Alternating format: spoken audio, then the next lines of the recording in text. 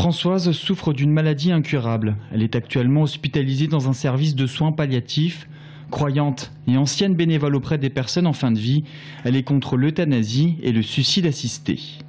Mon souhait pour maintenant, c'est de finir ma vie sans faire souffrir trop les êtres qui me sont chers, mari, enfants, amis, et d'arriver à pas me tordre de douleur ou des choses comme ça.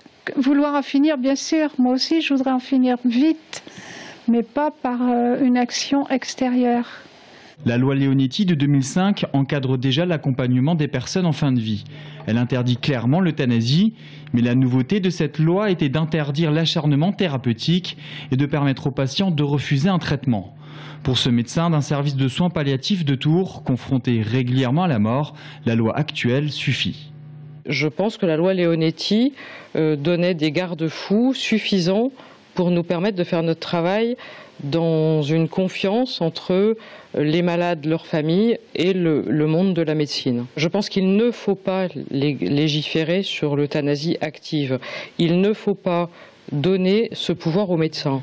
Pourtant, selon un récent sondage IFOP, 89% des Français souhaiteraient que l'euthanasie soit légalisée. Cet autre médecin du CHU de Tours se retrouve souvent confronté à des idées simplistes de la part des familles et des proches.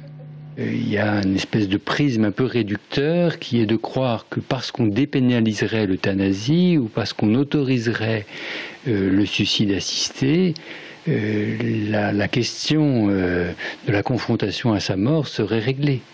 Et de mon point de vue, elle ne le serait pas. Aujourd'hui en France, 57% des Français meurent à l'hôpital.